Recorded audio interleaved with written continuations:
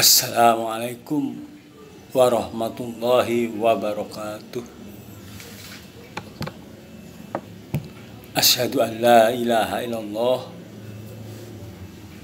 wassalatu wassalamu ala rasulillah Muhammad ibn Abdullah wa ashhadu anna Muhammadan abduhu wa rasuluh, amma ba'd.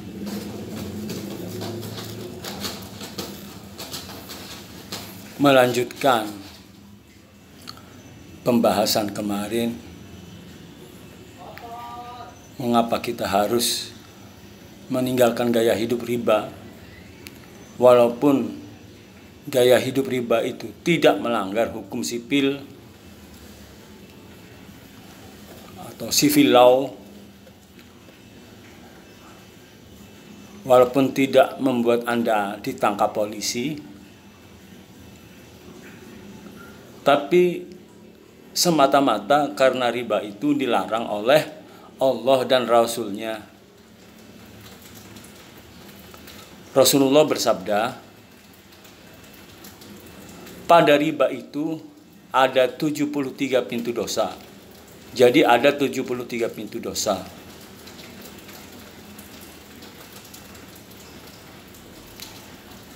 Dari pintu pertama sampai pintu yang nomor 73.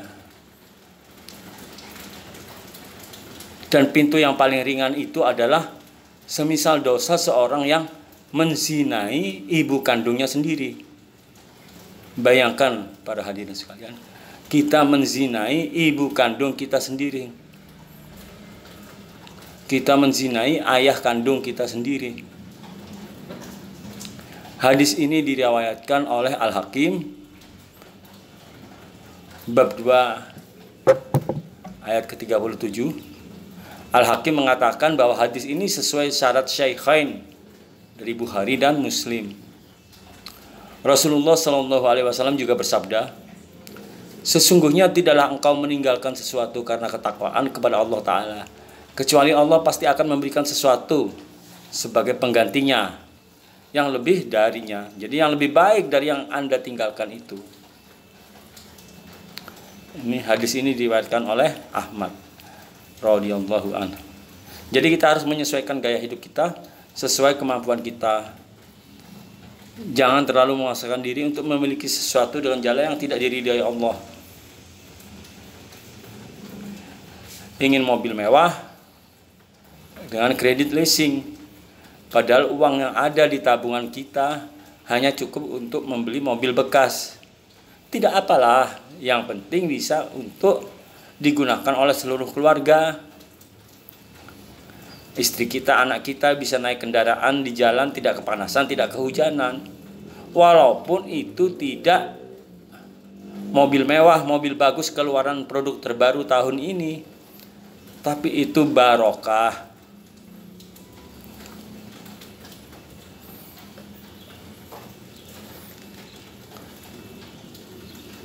Allah akan menggantikan apa yang kita tinggalkan itu dengan sesuatu hal lain yang lebih baik, yang tidak disangka datangnya dari arah mana.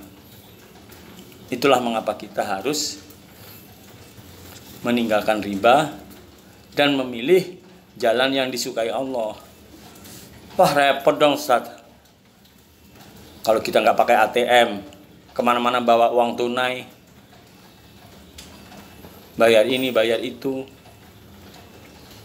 Saya mau kirim uang ke orang tua saya di kampung. Memangnya tidak ada jalan lain? Bukankah dari dulu kita juga dikirimi oleh orang tua kita lewat wesel pos? Tidak nyaman antri di kantor pos.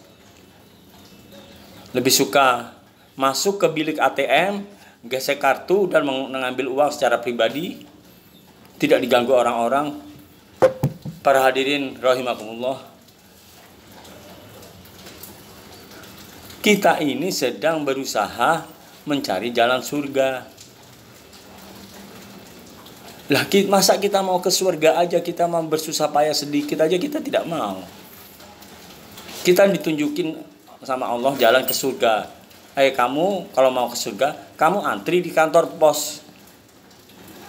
kirimnya pakai wesel pos. Jadi bukan menggunakan institusi riba. Kita tidak mau, karena kita lebih suka yang praktis, yang nyaman, padahal itu jalan menuju neraka. Para hadirin rahimakumullah,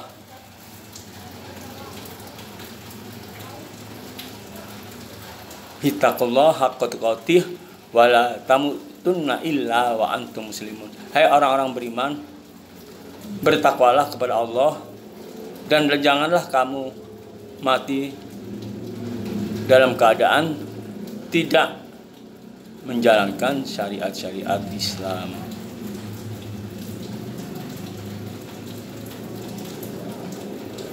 Jangan takut hidup bersahaja, jangan takut hidup sederhana, tetapi kita mulia. Karena tidak ada debu-debu riba yang melekat pada pakaian kita, debu-debu riba yang terhirup ke dalam paru-paru kita, debu-debu riba yang kita berikan sebagai rizki dan nafkah kepada anak istri kita. Sungguh berhati-hati itu adalah jalan yang susah, tetapi kita akan menikmatinya jika kita sudah terbiasa. Mau bikin rumah, beli tanah dulu, kumpulkan batu bata dulu, kumpulkan besi dulu, kumpulkan genteng dulu, baru bangun rumah. Nggak usah daftar ke real estate, DP sekian. Begitu Anda telat angsuran, didenda, kena sita. Tanyakan kepada account officer yang bekerja di bank itu. Jika Anda punya kenalan teman-teman yang bekerja di bank sebagai account officer, sudah berapa rumah yang mereka sita? Sudah berapa janda dan anak yatim yang rumahnya kalian sita gara-gara tidak bisa membayar angsuran riba? Ketika hartanya mereka rampas, mereka menjadi semakin miskin, tidak ada tempat berteduh, tidak ada modal untuk berusaha karena modalnya sudah kalian ambil semua. Na'udzubillah min dzalik. Apakah nafkah kita akan kita ambil di atas penderitaan orang? Loh, Ustaz, itu kan salah mereka sendiri nggak mau bayar utang. Benar mereka berutang. Saudara-saudara sekalian, para hadirin rahimakumullah, Anda tahu bagaimana sistem perbankan itu? Perbankan itu tidak memiliki karyawan, mereka menggunakan outsourcing. Salesnya mereka outsourcing, nagihnya mereka outsourcing. Bukan orang-orang yang sama. Saat menawarkan kredit itu orang-orang lain. Orang-orang outsourcing disubkontrakkan. Mereka membujuk-bujuk kita untuk berhutang. Anda mau sekolahkan anak, silahkan hutang. Anda mau menikah, silahkan hutang. Mau sewa gedung, mau bayar catering, silahkan hutang. Janjinya manis-manis. Para sales kredit itu kalau datang sebagai pahlawan, mereka datang dengan sangat baik, secara personal membujuk kita seperti seorang saudara. Lalu Anda sekalian diberi hutang, diberi pinjaman. Uangnya dari bank, bukan uang mereka. Mereka cuma sales.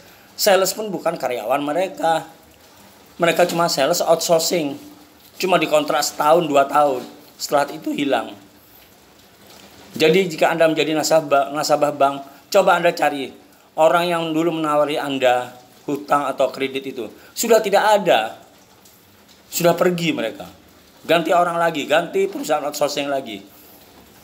Nah, setelah Anda memiliki masalah dengan perbankan, bisnis Anda macet, resesi ekonomi, usaha tidak lancar, mulai Anda dikejar-kejar oleh bank. Siapa yang mengejar-ngejar itu? Debt collector, bukan karyawan bank. Bukan orang-orang yang dulu menawarin Anda hutang, bukan, itu orang lain. Mereka tuh gerombolan preman yang disewa, bekerja sama dengan orang-orang dalam bank. Anda dikejar-kejar seperti penjahat. Anda sudah mengangsur dengan baik selama 30 tahun, 20 tahun. Begitu Anda terlambat 3 bulan, Anda dikejar-kejar seperti seorang koruptor negara. Seperti seorang koruptor yang mengkorupsi triliunan uang negara. Padahal Anda cuma menunggak 3 bulan. Dan angsuran Anda yang 10 tahun, 20 tahun sebelumnya itu dianggap tidak ada. Hutang ya hutang. Anda dikejar-kejar tuh. Naudzubillahi min dzalik.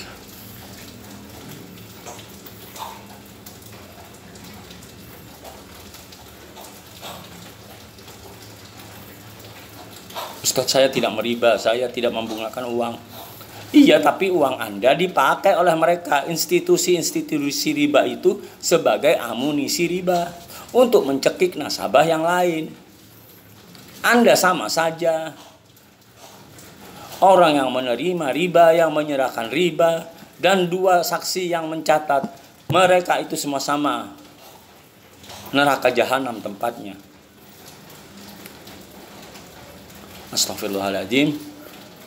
Semoga peringatan ini bisa diterima dengan baik kepada para hadirin rahimakumullah, dan juga bisa saya terapkan untuk kehidupan pribadi saya dan juga keluarga, anak dan istri saya. Dan semoga Allah selalu menjaga kita semua dan keluarga kita semua, anak istri kita, dari jahatnya muamalah-muamalah haram dan muamalah-muamalah syubhat yang ada di lingkungan kita, sehingga nafkah kita benar-benar bersih, diridhai oleh Allah, diberkahi oleh Allah. Barakallah. Wabillahi taufiq wal hidayah. Wassalamualaikum warahmatullahi wabarakatuh.